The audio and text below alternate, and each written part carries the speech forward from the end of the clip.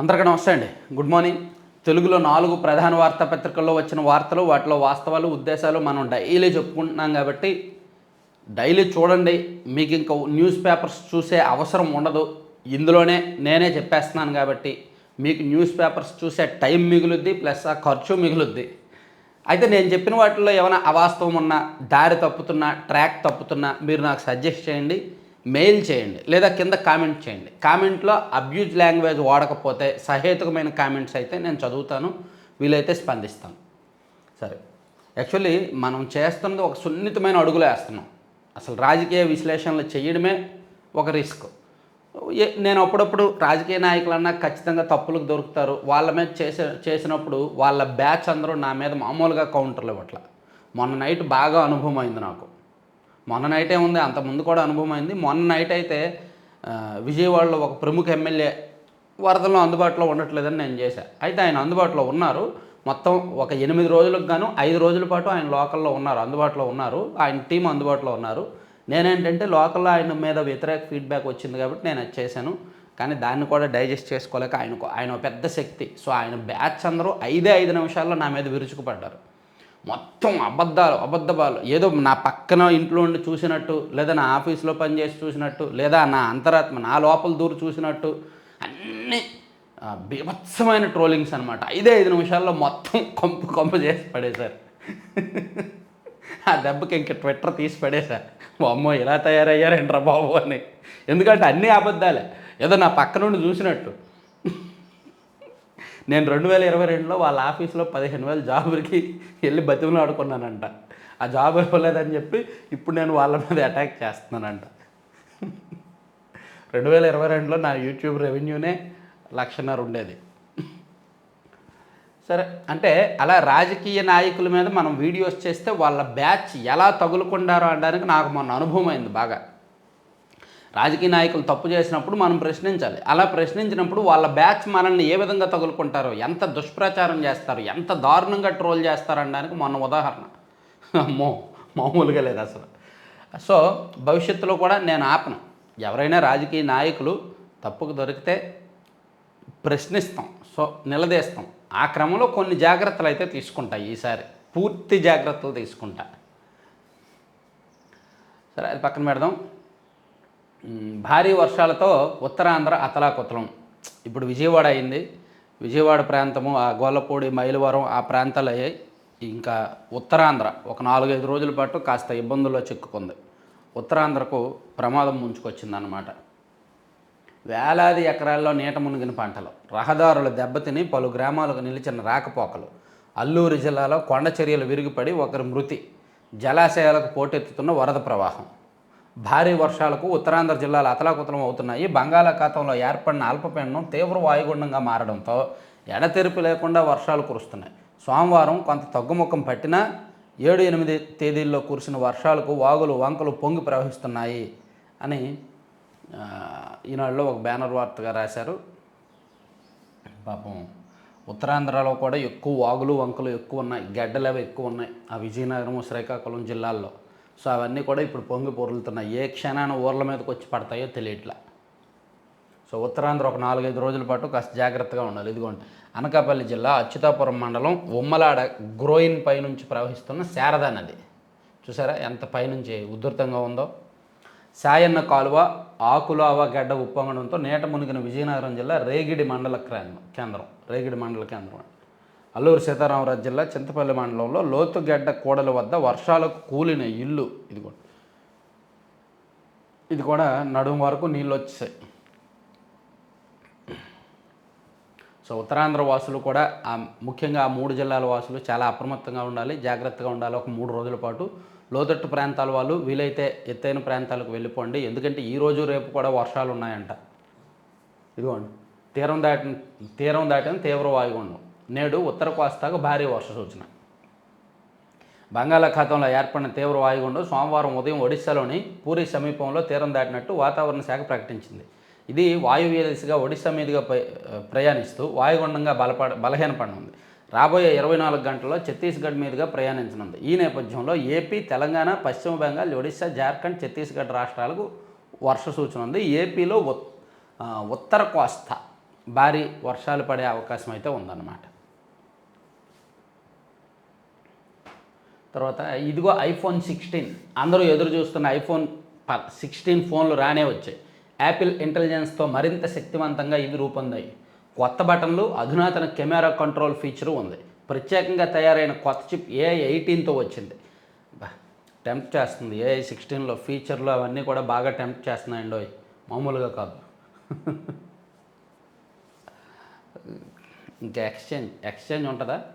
Exchange ఉంటే నా దగ్గర 15 ఉంది, మార్చేయడమే, లేకపోతే కొన్నాళ్ళు ఆగాలి.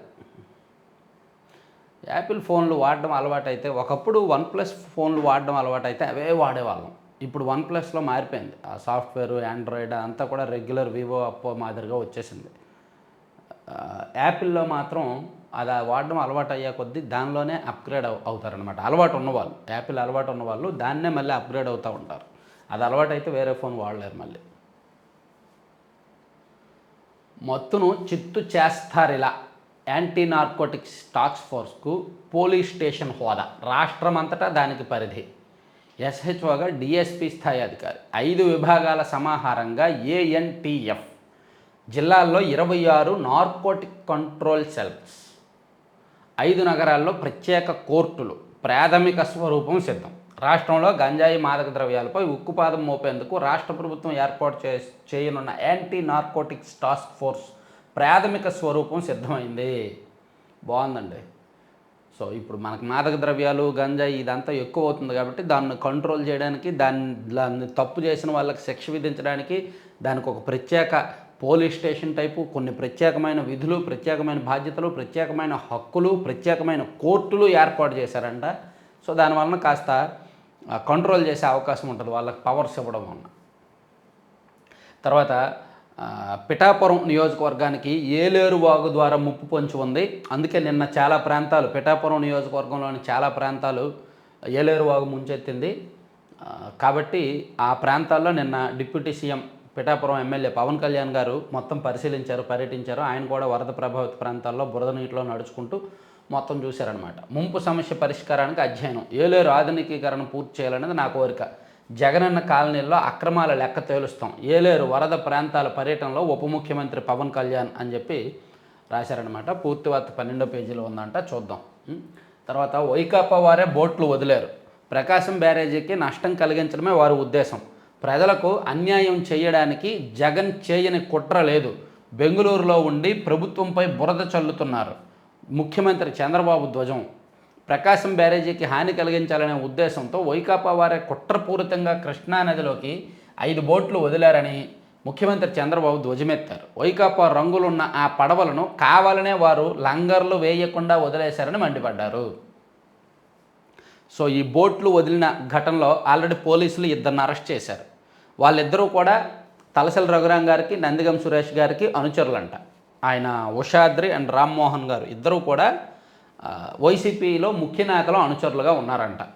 సో వాళ్ళు కావాలని కుట్రపూరితంగా ప్రభుత్వానికి అప్రతిష్ట తీసుకురావాలని, ప్రజలను మరింత ఇబ్బంది పెట్టాలని, వరద ఉధృతి పెంచాలని, కృష్ణానది నీళ్లు విజయవాడ మీదుగా విజయవాడను ముంచెత్తాలని కావాలని ఉద్దేశపూర్వకంగా వాళ్ళు బోట్లు వదిలారు, బోట్లు ప్రకాశం బ్యారేజీని ఢీకొట్టేలా వదిలేరు అనేది ప్రభుత్వం భావిస్తోంది. అయితే సాక్షిలో దానికి భిన్నంగా రాశారు. అసలు వాళ్ళిద్దరూ కూడా టీడీపీ వాళ్ళే అని రాశారు. ఇదిగోండి, ఇది బాబు క్షుద్ర రాజకీయము, వైఫల్యాల నుంచి ప్రజల దృష్టి మళ్లించడానికే బోట్ల డ్రామాలు, అరెస్ట్ అయిన ఇద్దరు కూడా వైఎస్ఆర్సీపీ వారేనంటూ అనైతిక ప్రచారము, అలాగే చెప్పాలని వారికి పోలీసుల వేధింపులు, వాస్తవానికి వారిద్దరూ టీడీపీ వారే, మాజీ మంత్రి అంబటి రాంబాబు ధ్వజం అని రాశారన్నమాట. ఇదిగోండి. అయితే నాకు తెలిసింది ఏంటంటే వీళ్ళిద్దరూ గతంలో టీడీపీలో ఉండేవాళ్ళంట. ఇప్పుడు కాదు, గతంలో ఎప్పుడో టీడీపీలో ఉండేవాళ్ళు అనేది నాకు లోకల్లో వచ్చిన ఇన్ఫర్మేషన్. వాళ్ళిద్దరూ ఉషాద్రి, రామ్మోహన్ ఇద్దరు కూడా, ఇద్దరిలో రామ్మోహన్ అనుకుంటా, గతంలో ఒక 10-11 సంవత్సరాల కిందట తెలుగుదేశం పార్టీలో ఉండేవాళ్ళు. ఆ తర్వాత వైసీపీలోకి వెళ్ళారు, వైసీపీలో యాక్టివ్ అయ్యారు అనేది మన సబ్స్క్రైబర్స్ కొంతమంది లోకల్ వాళ్ళు ఇన్ఫర్మేషన్ ఇచ్చారు. సో మొత్తానికి ఒకటి, ఆ ఘటన జరిగినప్పటికి వాళ్ళు ఏ పార్టీలో ఉన్నారనేది ముఖ్యం. గతంలో వాళ్ళు ఏ పార్టీలో ఉన్నారనేది పక్కన పెడితే ఆ ఘటన జరిగింది. ఇప్పుడు బోట్ల ప్రమాదం జరిగింది, బోట్లు వదిలేరు, బోట్లో వదిలినప్పటికీ వాళ్ళు ఏ పార్టీలో ఉన్నారు, ఎవరు అనుచరులుగా ఉన్నారు, అది ముఖ్యం. అది మనం చూడాలి. సో వాళ్ళు ప్రస్తుతం వైసీపీలో ఉన్నారు, వైసీపీ నాయకులు అనుచరులుగా ఉన్నారు. ఇవి పాతవి, సాక్షి వాళ్ళు రాసినవి పాత కథ గతంలో. అదనమాట. ఇప్పుడు ఆయన ఎవరో కోనేటి ఆదిమూలం తప్పు చేశాడు, ఒక పెద్ద వీడియోలో దొరికాడు ఆయన. ఇప్పుడు ఆయన టీడీపీలో ఉన్నాడు కాబట్టి టీడీపీయే కదా అతన్ని సస్పెండ్ చేసింది. ఆ బాధ్యత, తప్పో ఒప్పో పాపమో పుణ్యమో టీడీపీయే కదా అనుభవిస్తుంది. సో వాళ్ళ గతంలో ఏ పార్టీలో ఉంటే మనకెందుకు, ఇప్పుడు ఏ పార్టీలో ఉన్నారనేది ముఖ్యం, అది చూడాలి. రైతులకు ఆధార్ తరహా విశిష్ట గుర్తింపు సంఖ్య వచ్చే నెల నుంచి జారీ ప్రారంభం, మార్చి కల్లా 5 కోట్ల లక్ష్యం. వ్యవసాయ రంగాన్ని డిజిటలైజ్ చేసే లక్ష్యంతో రైతులకు ఇవ్వాలనుకున్న ఆధార్ తరహా విశిష్ట గుర్తింపు సంఖ్య జారీని వచ్చే నెల నుంచి ప్రారంభించాలని కేంద్ర ప్రభుత్వం నిర్ణయించింది. దేశవ్యాప్తంగా రైతులకు కూడా ఒక యూనిక్ ఐడి ఇస్తారంట. ఇప్పుడు ఆధార్ ఎలా ఉందో ప్రతి వ్యక్తికి కూడా ఒక యూనిక్ ఐడి నెంబర్ ఎలా ఉందో, అలాగే రైతులకి కూడా ఇదిగో పలానా వ్యక్తి ఫార్మర్ అనడానికి ఇదిగో గుర్తింపు సంఖ్య అని దేశవ్యాప్తంగా ఇస్తారంట. సో అలా ఇవ్వడం కాదు, ఏదైనా సంక్షేమ పథకాలు అమలు చేయాలన్నా ఆ గుర్తింపు సంఖ్య ఆధారంగానే అమలు చేస్తారంట. అది ఒక మంచి ప్రక్రియ, మంచిది. వరదల్లోనూ వదలరు, ప్రజలు కష్టాల్లో ఉంటే దొంగల స్వైర విహారం. ఇది నేను చెప్పకూడదు కానీ చాలా దారుణం అండి. ఆ సింగ్ నగర్, పర్టికులర్గా ఆ సింగ్ నగర్ ఏరియాలో, అజిత్ సింగ్ నగర్ ఏరియాలో చాలా దారుణం ఉంది. అక్కడ ప్రజల్లో కొంతమంది, అందరినీ అని కాదు, కొంతమంది మాత్రం అమ్మో మామూలు వాళ్ళు కాదు. ఓ గంజా బ్యాచ్ అంట, బ్లేడ్ బ్యాచ్ అంట, ఆ ఏరియాలో తిరుగుతారంట నైట్ టైము. మరి ఆ లోకల్ వాళ్ళో నాన్ లోకల్ వాళ్ళో తెలియదు కానీ ఆ ఏరియానే చాలా డేంజరస్ ఏరియా. నాకు మొన్న నైట్ అనుభవం అయింది. వినాయక చవితి ముందు రోజు నేను సరుకులు తీసుకెళ్ళాను కదా, అసలు లైన్లో ఉండకుండా చాలా ఇబ్బంది పెట్టేశారు. వాహనం మొత్తం, నేను పెద్ద డీసీఎం తీసుకెళ్తే 4 వైపుల నుంచి కూడా దాన్ని ఎక్కేశారనమాట. ఇంకా చెప్పకూడదు కానీ అనకూడదు కానీ జాంబీస్ అయిపోయాయి. ఇంకా మమ్మల్ని, మేము ఒక 10 మంది వెళ్ళాం, మా 10 మందిని కూడా నెట్టేసి పక్కకు తోసేసి వాళ్ళే ఆక్రమించేశారు మొత్తం. చూడండి సినిమాల్లో జాంబీస్ ఎలా వచ్చేస్తాయి, అలా వచ్చేసారు. అయితే నా సాటిస్ఫై ఏంటంటే ఒక 70% మందికి అర్హులకు ఇవ్వగలిగాం. మిగిలిన 30% తీసుకెళ్ళిన వాళ్ళే తీసుకెళ్లారు. ఒక్కళ్ళే ఒక 30 మూటలు తీసుకెళ్లారు, బియ్యం మూటలు. ఎంత అడుగుతున్నా, ఎంత అడ్డుకోవాలనుకున్నా లేదు, ఇంకా మా మీదకి తిరగబడుతున్నారనమాట. సో ఆ ఏరియాలో కొంతమంది, అందరినీ అనట్లా, కొంతమంది గురించి అంటున్నా. అలాగే ఇప్పుడు దొంగలు కూడా పడుతున్నారు. అసలే నష్టపోయారు, వరద బాధితులుగా ఉన్నారు, అక్కడ ఇంకా దొంగలు పడుతున్నారు. ఆ ప్రాంతాల్లో మనుషుల ఆలోచనలను, మనుషుల జీవన శైలిని మార్చాలి. అలా మార్చేందుకు ఎవరైనా వెళ్తే వాళ్ళు మార్చేస్తారు తప్ప వాళ్ళు మారరు.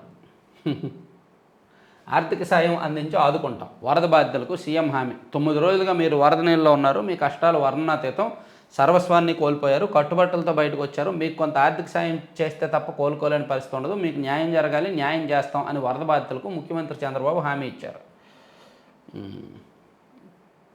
7 లక్షల మంది కష్టాలే కనిపిస్తున్నాయి, 7 లక్షల మంది ప్రజల కష్టాలే నాకు కనిపిస్తున్నాయి, 9 రోజుల నుంచి తిరుగుతున్నా, నా జీవితంలో ఎప్పుడూ చూడని సంఘటనలు నేడు చూశాను అని చంద్రబాబు గారు ఇంకా కూడా ఆ ప్రాంతంలోనే తిరుగుతూ ఆ కష్టాలను వింటూ మొత్తం వాళ్ళతోనే మమేకం అవుతున్నారన్నమాట.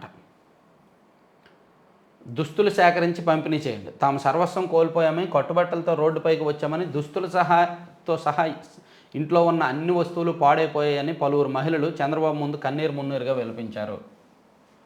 దీంతో చెల్లించిపోయిన చంద్రబాబు ఆప్కో సహా అక్కడ నుంచి దుస్తులు సేకరించాలని, వాటిని మంగళవారం నుంచి పంపిణీ చేయాలని అధికారులని ఆదేశించారు. ఓకే,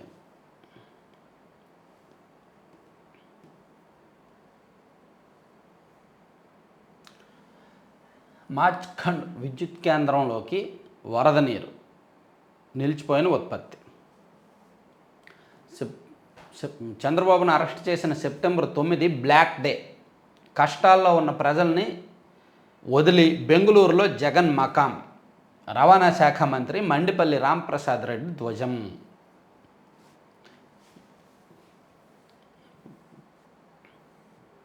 కొండ చర్యలు విరిగిపడి మహిళ మృతి, మరో 3కి తీవ్ర గాయాలు. నదితో నడుస్తూ జపాన్ భూగర్భ రిజర్వాయర్లు, వుహాన్ స్పాంజ్ సిటీ. సో నదులు ప్రపంచవ్యాప్తంగా ఉంటాయి, నగరాలకు అనుసంధానంగా ఉంటాయి. సో అక్కడ వాళ్ళు నది నీళ్లను ఏ విధంగా మళ్లించారు, ఏ విధంగా దాన్ని కంట్రోల్ చేశారు అనే ఒక టెక్నాలజీని ప్రపంచవ్యాప్తంగా ఎలా ఉంది అనేది ఇచ్చారనమాట. ఈనాడులో మంచి వార్త రాశారు. తర్వాత ప్రతి ఐటీడీఏలోనూ ఉచిత డిఎస్సి శిక్షణ కేంద్రం త్వరలో ప్రారంభించాలని నిర్ణయం. సో రాష్ట్ర ప్రభుత్వం 16,347 పోస్టుల భర్తీకి ఇప్పటికే మెగా డిఎస్సిని ప్రకటించింది కాబట్టి గిరిజన అభ్యర్థులకు ఉచితంగా శిక్షణ ఇస్తారంట. వీలైతే ఎన్జిఓలు, స్వచ్ఛంద సంస్థలు వాళ్ళు కూడా, ప్రజాప్రతినిధులు వాళ్ళు కూడా వాళ్ళ నియోజకవర్గాల్లో డిఎస్సి శిక్షణ కేంద్రాలు ఏర్పాటు చేయండి. ఎందుకంటే డిఎస్సి శిక్షణకే వాళ్ళు 25,000, 30,000, 50,000 ఖర్చు పెట్టాల్సి వస్తుంది. ఉద్యోగం వస్తే ఓకే, ఉద్యోగం రాకపోతే అయ్యో డబ్బులు పోయాయి అని బాధపడాలి. సీఎం చంద్రబాబు సేవలు భేష్, తెలంగాణ మాజీ మంత్రి మల్లారెడ్డి. మీరు టీడీపీ నుంచి వెళ్ళిన వ్యక్తిగా కానివ్వండి. కొల్లేరుకు కొనసాగుతున్న వరద, పందెం కట్టి ప్రాణాలను పణంగా పెట్టి 2 యువకులు మద్యం తాగారు. అనంతరం ఎన్టీఆర్ జిల్లా నందిగామ సమీపంలో మన్నేరు వద్దకు వెళ్ళి వరదలో ఈదుకుంటూ అవతల ఒడ్డుకు చేరుకోవాలని పందెం కట్టుకున్నారంట. పిచ్చోళ్ళు, నీటితో ఆటలేంటి బాబు. చదరపు కిలోమీటర్కి 327 మంది. రాష్ట్రంలో జనసాంద్రత తీరిది. దేశంలో 21వ స్థానం. ఆంధ్రప్రదేశ్లో జనసాంద్రత అంటే చదరపు కిలోమీటర్కు 327 మంది మేరకు ఉన్నట్టు కేంద్ర వైద్య ఆరోగ్య శాఖ సోమవారం వివరించింది. సో దీనిలో మనం 21వ స్థానంలో ఉన్నామంట.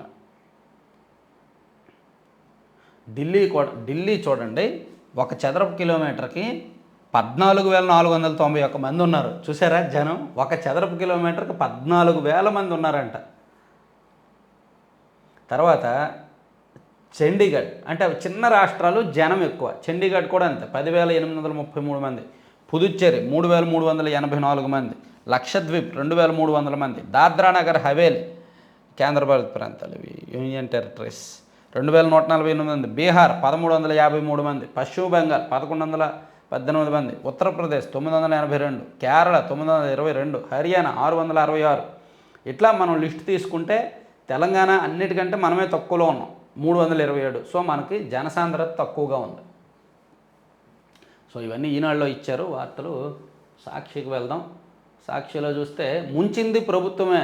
ఒకరోజేమో ముంచింది చంద్రబాబు, ఒకరోజేమో ముంచింది ప్రభుత్వం, ఒకరోజేమో ప్రభుత్వం నిర్లక్ష్యం, ఒకసారేమో చంద్రబాబు నిర్లక్ష్యం, చంద్రబాబే ముంచారు. అదే హెడ్డింగ్ని తిప్పి తిప్పి తిప్పి తిప్పి అటు తిప్పి తిప్పి తిప్పి అటు తిప్పి మొత్తం తిప్పి తిప్పి రాస్తున్నారు. అదే హెడ్డింగ్, ఆ హెడ్డింగ్ ఉద్దేశం అదే. చంద్రబాబు ముంచాడు, టీడీపీ ముంచింది, ప్రభుత్వం ముంచింది. అదే ఉద్దేశాన్ని తిప్పి అటు తిప్పి ఇటు తిప్పి ప్రతిరోజు 10 రోజులుగా రాస్తూనే ఉన్నారు. వరద వస్తుందని చెప్పి ఉంటే జాగ్రత్త పడేవాళ్ళం. ప్రభుత్వానికి తెలిసినా మాకు సమాచారం ఇవ్వలేదు. వరద ఇంటిలోకి వచ్చే వరకు మాకు తెలియదు. ఇంటిలోని సామాన్లు వరద పాలు. ఏమండి, ఒక్కటి నిజమండి, ఒక్క పచ్చి నిజం చెప్తానండి. వరద వచ్చింది కదా, 10 రోజులుగా ఉంది.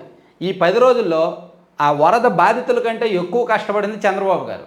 అక్కడ ఉన్న అధికారుల కంటే, అక్కడ ఉన్న ప్రజల కంటే, అక్కడ ఉన్న ప్రజాప్రతినిధుల కంటే, ఆయనతో పాటు ఉన్న వాళ్ళ అందరికంటే ఎక్కువ కష్టపడింది, ఎక్కువ ఆలోచించింది, ఎక్కువగా తిరిగింది చంద్రబాబు గారే. అలా ఎవరు కూడా చేయలేరు. ఇది ఎవరు ఒప్పుకున్నా ఒప్పుకోకపోయినా నిజం. వరద ఇంట్లోకి వచ్చే వరకు మాకు తెలియదు. ఇంట్లోని సామాన్లు వరద పాలు, పుస్తకాలు, సర్టిఫికేట్లు కొట్టుకుపోయాయి. పాడైన ఆటోలు, బైకులు, కార్లు, ఇతర వాహనాలు, ఇల్లు దెబ్బతిన్నాయి. సర్వం కోల్పోయి కట్టుబట్టలతో రోడ్డును పడ్డాం. చంద్రబాబు ప్రభుత్వ నిర్లక్ష్యంపై మండిపడుతున్న వరద బాధితులు, ప్రభుత్వ బాధ్యతారాహిత్యంతో తీవ్రంగా నష్టపోయిన 1.45 లక్షల కుటుంబాలు. వారం రోజుల తర్వాత కూడా ఇంకా వరద ముంపులోనే 7 లక్షల మంది. పేద, మధ్యతరగతి, ఉన్నత వర్గాలు అందరూ వరద బాధితులే. ఒక్కో కుటుంబానికి 3 లక్షల నుంచి 30 లక్షల వరకు నష్టం. 10,000 కోట్ల మేరకు నష్టపోయిన బాధితులకు పునరావాస కేంద్రాలు లేవు. బాబుకే కలెక్టరేట్లో పునరావాసం అని వీళ్ళ ఫ్లేవర్లో వీళ్ళు రాశారు. ఇది ఉంచింది ప్రభుత్వమే అని చెప్పి అదే హెడ్డింగ్ అటు ఇటు తిప్పుతున్నారు అంతే. అటు ఇట్లా ఇలా అటు ఇటు మార్చి మార్చి మార్చి మార్చి అదే హెడ్డింగ్ పెడుతున్నారు. తర్వాత విశాఖకు మరో వందే భారత్. ప్రస్తుతం విశాఖ సికింద్రాబాద్, విశాఖ సికింద్రాబాద్, విశాఖ సికింద్రాబాద్ 2 వందే భారత్ రైళ్లు రాకపోకలు సాగిస్తుండగా 3వ వందే భారత్ను విశాఖ దుర్గ్ మధ్య నడిపేందుకు ఈస్ట్ కోస్ట్ రైల్వే సిద్ధపడుతున్నట్టు సమాచారం. మంచిది. 2 గ్రామాల మధ్య రోడ్డు తవ్వేశారు. తిరుపతి జిల్లా చిలుకూరు మండలంలో వరగలి, మన్నికుంట గ్రామాల మధ్య ప్రభుత్వ భూములు ఉన్న రోడ్డును టీడీపీ నేతలు తవ్వేశారంట. వైసీపీ వాళ్ళ మీ పార్టీని ఆదర్శంగా తీసుకున్నట్టున్నారు. మీ పార్టీ వాళ్ళు అయితే అమరావతిలో సీడ్ యాక్సెస్ రోడ్డునే తవ్వేశారు. మీ party MP, YCP party MP వాళ్ళ పార్టీ అధికారంలో ఉన్నప్పుడు అమరావతిలో సీడ్ యాక్సెస్ రోడ్డుని తవ్వేసి దానిలో చిప్స్ మట్టి అమ్ముకున్నాడు ఆయన. నేటి నుంచి పిహెచ్సి వైద్యుల సమ్మె. పీజీ వైద్య విద్యలో ఇన్ సర్వీస్ కోటా కుదిస్తూ తెచ్చిన జీవోకు వ్యతిరేకంగా ఏపీ ప్రాథమిక ఆరోగ్య కేంద్రాల వైద్యుల సంఘం నేటి నుంచి సమ్మె ప్రారంభిస్తుందంట.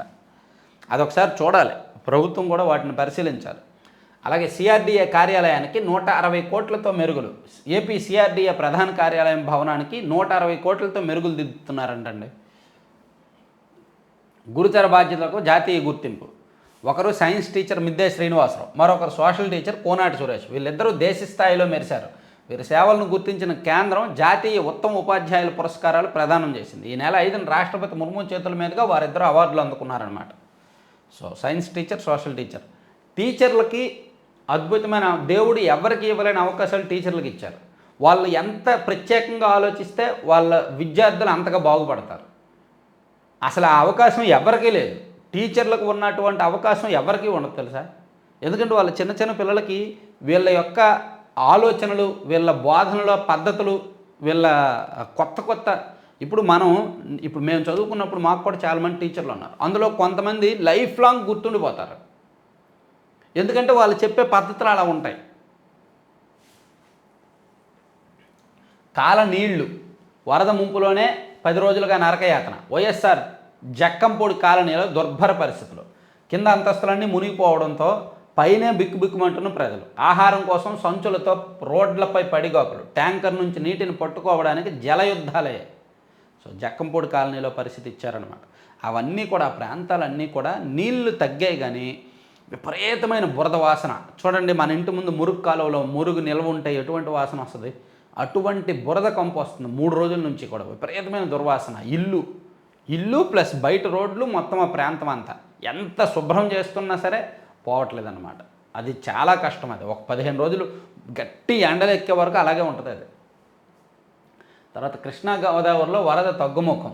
పోటాపోటీగా ప్రవహిస్తున్న వంశధార నాగావళి. నిండిపోయిన ఏలేరు రిజర్వాయరు, గేట్లు ఎత్తివేత. పంట పొలాలను ముంచెత్తిన వరద. అల్లూరు జిల్లా వ్యాప్తంగా ఉధృతంగా ప్రధాన గడ్డలు, వాగులు. మార్చ్ఖండ్ జల విద్యుత్ కేంద్రంలోకి నీళ్లు. ఈ నెల 20-22 మధ్య మరో అల్పపీడనం ఉత్తరాంధ్ర, ఒడిశాపై ప్రభావం ఉండే అవకాశం. పూరి వద్ద తీరం దాటిన ప్రస్తుత వాయుగుండం. ఇప్పుడు ఆల్రెడీ వాయుగుండం ఒకటి వెళ్ళింది, మళ్ళీ 20-22 మధ్య ఇంకోటి వస్తుందంట. ముందుగా ఫోన్ చేసి చెప్తుంది ఏంటారు బాబు నేను వస్తున్నాను అని. వామ్మో 1139.85 టీఎంసీలు వరద. ఈ 3 నెలల్లో శ్రీశైలానికి రికార్డు ప్రవాహం. స్పిల్వే విద్యుత్ ఉత్పత్తిలో 858.72 టీఎంసీలు విడుదల. సాగునీటి ప్రాజెక్టులకు 107.85. అసలు నీటి కొరత అనేదే ఉండదు ఈ సంవత్సరం. ఆ ప్రాంతాలకి వచ్చేసింది, వచ్చి పడిపోయింది అంతే. ఉత్తరాంధ్రలో కుంభవృష్టి. బుడిమెల డ్యాం వద్ద 30 సెంటీమీటర్ల వర్షం. పూరి వద్ద తీరం దాటిన తీవ్ర వాయుగుండం. ఉధృతంగా నదులు, వాగులు, నిండిన జలాశయాలు. ఒడిశాలోను. సో ఇక్కడ ఇదిగోండి, ప్రమాదకరంగా ఏలేరు. పోటెత్తిన వరద. ఇన్ఫ్లో 46,625 క్యూసెక్లు. కాకినాడ జిల్లాలో 8 మండలాలకు పొంచి ఉన్న ముప్పు. కిర్లంపూడి మండలం రాజుపాలెంలో కాలువకు భారీ గండి. మునిగి నీళ్లు. 25,000 ఎకరాల్లో పంటల మునక. సో పవన్ కళ్యాణ్ గారు, ఇక్కడేమో పవన్ కళ్యాణ్ గారు బురద నీటిలో, వరదలో పర్యటిస్తున్నారు. అక్కడేమో చంద్రబాబు నాయుడు గారు. సో ఇటువంటి వాళ్ళు ఉండాలి మనకి. గతంలోనూ ఉన్నారు. వరదలు వచ్చినప్పుడు ఆఫీసుల్లో కూర్చొని రివ్యూలు చేశారు. ఏమనంటే ఏడుస్తారు. అటువంటి వాళ్ళని వదిలేయాలి. వాళ్ళ పేర్లు ఎత్తడమే మనకు పాపం. వాళ్ళని వదిలేయాలి పూర్తిగా. కష్టం, నష్టం. కళ్ళ ముందు దైన్యం, కళ్ళల్లో ధైర్యం. కోలుకుంటున్న బెజవాడ, శాంతించిన బుడమేరు. గేట్లు పటిష్టం. ప్రకాశం బ్యారేజీ కౌంటర్ వెయిట్లు సిద్ధం. జోరుగా సాగుతున్న సహాయ చర్యలు. సాధారణ పరిస్థితులు నెలకొనేలా సహాయం. ప్రజల కోసమే ఈ యుద్ధం. ఏడాది కిందట నాకు అండగా నిలిచారు. అర్బన్ కంపెనీకి ఫోన్ చేస్తే ఇంటి వద్దకే వచ్చి కొన్ని రిపేర్లు. ముంపు ప్రాంతాల్లో ఇంటింటికి ఉచితంగా దుస్తులు. బుడమేరు వరద బెజవాడను తాకకుండా అన్నీ చేస్తాం అని చంద్రబాబు గారు చెప్పారు. తర్వాత తలశిల, నందిగం కనసనలలోనే బోట్ల కుట్ర. ఈ కేసులో ఉషాద్రి, రామ్మోహన్ల అరెస్టు. ఒకరు తలశిల మేనల్లుడు, ఇంకొకరు నందిగం అనుచరుడు. వారి స్కెచ్తోనే ప్రవాహంలోకి బోట్లు. దర్యాప్తు బృందాల నిర్ధారణ. నిందితులకు రిమాండు, జైలుకు తరలింపు. తర్వాత మేము సైతం. వరద సాయంలో ఉదారత. రేషన్ డీలర్ల విరాళం 10 కోట్లు. మెగా ఇంజనీరింగ్ 5 కోట్లు. యాక్చువల్లీ నేను నిన్న కొంతమంది ఇవ్వలేదు, కార్పొరేట్ శక్తులు కాంట్రాక్టులు తీసుకున్న వాళ్ళు విరాళాలు ఇవ్వలేదు అన్నాను. అందులో మెగా పేరు కూడా చెప్పాను. యాక్చువల్లీ మెగా వాళ్ళు 5 కోట్లు ఇచ్చారంట. నేను నిన్న వీడియో చేసినప్పటికైతే సమాచారం బయటకు రాలేదు, ఇవ్వలేదు. అలాగే జిఎంఆర్ 2.5 కోట్లు, ఏఐజీ నాగేశ్వర రెడ్డి కోటి, లలిత జ్యువెలరీస్ కిరణ్ కోటి. డబ్బులు ఊరికే రావు అని చెప్పి ₹1 ఇచ్చాడు ఆయన. తప్పించుకున్నారా, వదిలేశారా? కీలక కేసుల్లో నిందితులు పరారు. అరెస్ట్ చేయడంలో పోలీసుల వైఫల్యం. టీడీపీ కార్యాలయం, చంద్రబాబు ఇంటిపై దాడి కేసుల్లో నిందితులు ఎక్కడ? పోలీసుల సహకారం ఉంది వీళ్ళకి. మన రాష్ట్రంలో చాలామంది పోలీసులు ఇప్పటికీ కూడా వైసీపీ నాయకులకు సహకరిస్తూ ఉన్నారనమాట. ఎందుకంటే గత పాపాలు, గత ఫ్రెండ్షిప్, గత స్నేహాలు అలా ఉన్నాయి. జాడలేని లేళ్లప్రెడ్డి, తలసల రఘురాం, జోగి రమేష్. సుప్రీంలో అవినాష్ పిటిషన్. 4 నెలలుగా పరారీలో పిన్నెల్లి వెంకటరామరెడ్డి. ఒక్కొక్కరు పారిపోతున్నా అదే నిర్లక్ష్యం. గత వైసీపీ ప్రభుత్వంలో పోలీసులు అర్ధరాత్రాన్ని చూడకుండా గోడలు దూకి మరీ టీడీపీ నేతలు, కార్యకర్తలు, సానుభూతి పరులను అరెస్ట్ చేశారు. పైనుంచి ఆదేశాలు రావడమే ఆలస్యం అన్నట్టు టార్గెట్ చేసి కేసులు పెట్టి వేధించారంట. ఇది పరిస్థితి. టెర్రరిస్టులా ట్రీట్ చేశారు. పిఎస్ఆర్, కాంతిరాణా, గున్నిపై చర్యలు తీసుకోవాలి. నటి జత్వాని. విద్యాసాగర్ బ్లాక్మెయిల్ చేశారు. కేసు నమోదు చేయాలని సిపిని కోరిన మహిళా సంఘాలు. సో కాదంబరి జత్వాని విషయం ఇన్నాళ్ళు 10 రోజులు డైవర్ట్ అయిపోయింది, పక్కకి వెళ్ళిపోయింది. సో వరదల కారణంగా ఇప్పుడు ఆమె మళ్ళీ నిన్న ప్రెస్ మీట్ పెట్టి కీలకమైన విషయాలు వెల్లడించారన్నమాట. తర్వాత కోర్టుకు రావడానికి జగన్కు నామోషి. ఇబ్బంది పేరిట షరతులు సవరించాలంటున్నారు. చట్టానికి లోబడే షరతులు. ఎన్ఓసి జారీకి షరతులు విధించే అధికారం ఉంది. పరువు నష్టం కేసు వివరాలు జగన్కు తెలుసు. ఎన్నికల అఫిడవిట్లో ప్రస్తావించారు. పలు సందర్భాల్లో ప్రత్యేక కోర్టు సమన్లు ఇచ్చింది. హోదాను అడ్డుపెట్టుకుని వాటిని అందుకోలేదు. పాస్పోర్ట్ వ్యాజ్యాన్ని కొట్టివేయండి పీపీ వాదనలు. సో జగన్మోహన్ రెడ్డి గారికి సంబంధించి ఆ కేసు, ఆ పాస్పోర్ట్ రెన్యూవల్ అంశము అవన్నీ కూడా కోర్టులో పెండింగ్లో ఉన్నాయి. పాపం ఆయన లండన్ వెళ్ళాల్సింది, లండన్ వెళ్లకుండా జైలుకి వెళ్తున్నారు. నందిగాం సురేష్ గారిని పరామర్శించడానికి ఈరోజు రేపు జైలుకి వెళ్తున్నారు. తెలుగు భాష కాదు చరిత్ర. తెలుగు ముఖ్యం కాదంటే తెలుగు వారిని అవమానించినట్టే. అదొక రాష్ట్రం, ఒక రాష్ట్రం గొప్ప, మరో రాష్ట్రం కాదు అని ఉండదు.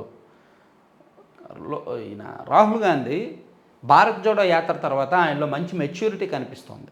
ఆయన మాటల్లో, ఆయన భావాల్లో, ఆయన కొన్ని సందర్భాల్లో ఆయన ప్రవర్తించే తీరు, కొన్ని విషయాల్లో ఆయన మాట్లాడే తీరులో మెచ్యూరిటీ, నాకైతే మెచ్యూరిటీ కనిపిస్తుంది. లాస్ట్ 1 ఇయర్ నుంచి కూడా ఆయన అబ్జర్వ్ చేస్తున్నాం కదా, పర్వాలేదు. అంతకుముందు మరి చైల్డిష్గా ఉండేది, ఇప్పుడు పర్వాలేదు. తర్వాత ప్రమాదకరంగా ఏలేరు. ఇన్ఫ్లో 46,625 క్యూసెక్లు, ఇందాక చెప్పుకున్నాం కదా, ఏలేరు ప్రమాదకరంగా ఉంది. తర్వాత ఈ సమయంలో ప్రధానితో భేటీన కర్ణాటక ఉప ముఖ్యమంత్రి డీకేపై కాంగ్రెస్ అధిష్టానం ఆగ్రహం. కాంగ్రెస్ అధిష్టానానికి అత్యంత ఆప్తుడిగా ముద్రపడిన కర్ణాటక ఉప ముఖ్యమంత్రి కేపీసీసీ అధ్యక్షుడు డీకే శివకుమార్పై పార్టీ జాతీయ ప్రధాన కార్యదర్శి ఆగ్రహం వ్యక్తం చేసినట్టు సమాచారం. ముడా ఇంటి స్థలాల వివాదంలో సీఎం సిద్ధరామయ్యను విచారించేందుకు గవర్నర్ అనుమతి ఇచ్చిన విషయం తెలిసిందే. ఈ విషయమై పార్టీ అధిష్టానానికి వివరణ ఇచ్చేందుకు సీఎం సిద్ధరామయ్య, శివకుమార్ ఆగస్టు 3వ వారంలో ఢిల్లీ వెళ్ళారు. అదే సందర్భంలో శివకుమార్ ప్రధాని మోదీతో ప్రత్యేకంగా భేటీ అయ్యారంట. అది వివాదాస్పదమైంది. తర్వాత వైద్యురాలపై అత్యాచారం కేసు, ఆ పత్రం ఎక్కడ, ఇది సెపరేట్ వీడియో చేస్తా. కొంచెం గట్టి విషయం ఒకటి ఉంది. తర్వాత కోర్టుకు రావడానికి జగన్ నామోషి. వైసీపీ కొత్త సలహాదారు. వైసీపీకి పార్టీ నిర్మాణం కోసం ఈయన ఆళ్ళ మోహన సాయిదత్ అని, యాక్చువల్లీ ఈయన చెన్నై ఐఐటీలో చదివారు. ఆ తర్వాత క్యాప్ జెమినీ అనే కంపెనీలో సాఫ్ట్వేర్ ఐటీ ప్రొఫెషనల్గా పనిచేశారు. ఆ తర్వాత ఒక స్పార్క్ అనేది ఏదో ఒక పొలిటికల్ కన్సల్టెన్సీని స్థాపించారు. అంటే ఆయన అందులో పనిచేసి చాలా నియోజకవర్గాలకు, చాలామంది ఎమ్మెల్యేలకు, ఎంపీలకు ఆ నియోజకవర్గాల్లో ఒక టీం ఏర్పాటు చేసుకొని కన్సల్టెంట్గా పనిచేశారు, సిఫాలజిస్ట్గా పనిచేశారు. సో దానిలో సక్సెస్ అవ్వడంతో జగన్మోహన్ రెడ్డి గారు ఆయన్ని తీసుకున్నారనమాట. అయితే హోప్ ఫర్ ద బెస్ట్. అక్కడ ప్రాబ్లం ఏంటంటే, ఎంత మంచి క్లీన్ ఇమేజ్ ఉన్న వాళ్ళు అయినా సరే వైసీపీ దగ్గరకు వచ్చేసరికి చెడిపోతున్నారు. అదే సమస్య. ఐఏఎస్లో అంతే, ఐపీఎస్లో అంతే, నాయకులు అంతే. చాలామంది నాయకులకు గతంలో క్లీన్ ఇమేజ్ ఉండేది, వైసీపీలోకి వెళ్ళాక చెడిపోతున్నారు. సో ఈ స్ట్రాటజిస్టులు కూడా అలా మారకుండా ఉండాలి అని కోరుకోవడం తప్ప ఇంకేం చేయలేం. నన్ను ఎందుకు విచారిస్తామంటున్నారు. సిఐ ఆదిమూలం కేసులో బాధిత మహిళ. వైద్య పరీక్షలకు అంగీకరించిన వైను. మరి కేసు పెడితే విచారించకుండా ఉంటారా? ఏదైనా మనం కంప్లైంట్ ఇచ్చామంటే కట్టుబడి ఉండాలి. ఆంధ్రప్రభ. బెజవాడ కష్టాలు, రెడ్ అలర్ట్తో మళ్ళీ వణుకు. ఒక్కొక్కటి ముంపు నుంచి బయటపడుతున్న కాలనీలు. 7,000 మంది పారిశుద్ధ్య కార్మికులు రంగంలోకి. వాంబే కాలనీలో భోజనం కోసం బారులు. రోజు న్యూ రాజరాజేశ్వరి పేటలో షాపులో తడిసిన పుస్తకాలు ఆరవేత. సబ్ కలెక్టర్ ఆఫీస్లో బీమా క్లెయిమ్లో రద్దీ. బాగా వేశారు పైన ఫోటోలు. తర్వాత తీరం దాటిన అల్పపీడనం, ఉత్తరాంధ్ర విలవిల. ఏ పేరుతో పిలిచినా పలుకుతా, ప్రజల కోసం జీవితాంతం పనిచేస్తా, నాడు నేడు నాతోనే రాష్ట్ర ప్రజలు. ప్రకాశం బ్యారేజీపై కుట్ర, విషం చెమ్మడమే వైసీపీ పని. వరద ప్రభావిత ప్రాంతాల పర్యటనలో సీఎం చంద్రబాబు. ఏలేరు ప్రవాహంతో జాగ్రత్తగా ఉండాలి సీఎం. సో ఏలేరుకు శాశ్వత పరిష్కారం చూపిస్తామని చెప్పి చంద్రబాబు గారు నిన్న పరిశీలిస్తూ అక్కడ పర్యటిస్తూ చెప్పారు. తర్వాత బుడమేరు రెడ్ అలర్ట్, ఏ క్షణమైన వరద మరింత పెరిగే అవకాశం హెచ్చరిక. యాక్చువల్లీ బుడమేరకు తగ్గింది, ఫ్లో తగ్గింది, కానీ ఎనీ టైం మళ్ళీ పైన వర్షాలు పడుతున్నాయి కాబట్టి ఎనీ టైం మళ్ళీ ముంచుకొచ్చే ప్రమాదం ఉందని అక్కడ ఎత్తు పెంచుతున్నారు. ఆ బుడమేరు గట్టు ఉంటుంది కదా, ఆ గట్టు యొక్క ఎత్తును పెంచుతున్నారు అనమాట, ఒక 3-4 అడుగులు. దానివల్ల బుడమేరు ఫ్లో పెరిగినా, వాటర్ లెవెల్ పెరిగినా నీళ్లు రాకుండా ఉంటాయి. అది ముందు జాగ్రత్త. తర్వాత ఏకధాటిగా కొండపోత ఉత్తరాంధ్రలో, ఇందాక చెప్పుకున్నాగా తెలుగు భాష ఇది. తర్వాత ఖరీఫ్ను మింగిన వరద ముంపులో 5 లక్షల ఎకరాలు, ప్రాథమిక పంట నష్టం 342 కోట్లు, సమగ్ర అంచనాల్లో మరో 2 పెరిగే అవకాశం. ఇన్సూరెన్స్ ప్రీమియంపై జీఎస్టీ నిర్ణయం వాయిదా, మంత్రుల కమిటీ వేయాలని నిర్ణయం. క్యాన్సర్ డ్రగ్స్పై జీఎస్టీ తగ్గింపు, కారు సీట్లపై 18 నుంచి 28% పెంపు. ఇవి ఆంధ్రప్రభలో వార్తలు. సో ఈనాడులో లోపల పేజీల్లో చూస్తే బోట్లను ఢీకొట్టింది, 2 వైకాపా నేతల అరెస్టు, 50 లక్షల విలువైన సామగ్రి అందజేత. సిద్ధార్థ పూర్వ వైద్యులు 15 లక్షలు, పూర్వ వైద్య విద్యార్థులు 15 లక్షలు, మేము సైతం అండగాని ఎవరెవరు ఎంత ఇచ్చారనేది రాశారు. ఐటీ సర్వ సదస్సుకు ముఖ్య అతిథిగా చంద్రబాబుకు ఆహ్వానము. అక్టోబర్ 29-30 తేదీల్లో లాస్ వేగాస్లో సదస్సు, ప్రత్యేక అతిథిగా ఐటీ మంత్రి లోకేష్కి ఆహ్వానము. వరద బాధితుల సహాయ నిధికి 10 లక్షల విరాళం. మంచిది. చిట్టి చేతులు పెద్ద సాయం, వరద బాధితుల విరాళం సీఎం ప్రశంస. విజయవాడ వరద బాధితులకు పశ్చిమ గోదావరి జిల్లా పెంటపాడు మండలం పడమర విప్పర్రులోని శ్రీ విద్యానికేతన్ విద్యార్థులు తమ వంతు సాయాన్ని అందించారు. సో వాళ్ళు తలా 20 రూపాయలు, 100 రూపాయలు, 50 రూపాయలు అందులో వేశారనమాట. అలా 31,000 విరాళం సమకూర్చారంట. వరద నష్టం అంచనాకు మంత్రుల కమిటీ. విజయవాడ ముంపు ప్రాంతాల్లో దాదాపుగా 1,50,000 వాహనాలు ఉన్నాయి. వీటిలో 1.14 లక్షల బైక్లు, 21,000 కార్లు, మరి ఆటోలు కూడా ఉన్నాయిగా, ఆటోలు కూడా చాలా ఉన్నాయి. ముంపు సమస్య పరిష్కారానికి అధ్యయనం, ఏలేరు వరద ప్రభావిత ప్రాంతాల్లో ఉప ముఖ్యమంత్రి పవన్ కళ్యాణ్ పర్యటన. సో ఇది శాశ్వతంగా అక్కడ ప్రమాదం లేకుండా చూడడానికి చూస్తున్నారు ఆయన. తర్వాత కలుషిత నీటి నిల్వతో వ్యాధులు మరింత పెరుగుతాయి. అక్కడ అదే సమస్య, దుర్వాసన వస్తుంది నీళ్ళు, సో వ్యాధులు పెరుగుతాయి. ఇక్కడ నుంచి ఒక 15 రోజుల పాటు వాళ్ళకి వ్యాధుల ముప్పు ఉంటుంది. చూస్తూ ఆగలేకపోయాం సార్, పోలీసుల సమక్షంలో మద్యం సీసాలతో మందుబాబులు ఉడాయింపు. ఇక్కడ గుంటూరులో దాదాపుగా ఏంటంటే 50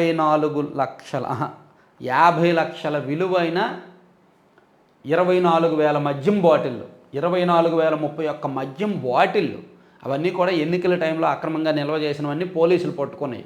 అవి ఒక పెద్ద పొక్లైన్ తీసుకొచ్చి మద్యం సీసాలన్నీ పగలగొట్టించారు. అక్కడ చుట్టూ ఉన్న మందుబాబులు అవి చూసి ఆగలేక అవి పట్టుకొని పారిపోయారంట కొంతమంది. 24,000 బాటిళ్ళు పగలగొడితే ఎవరు మాత్రం ఉంటారు అలా చూస్తూ. ఆ వీడియో సోషల్ మీడియాలో బాగా వైరల్ అవుతుంది.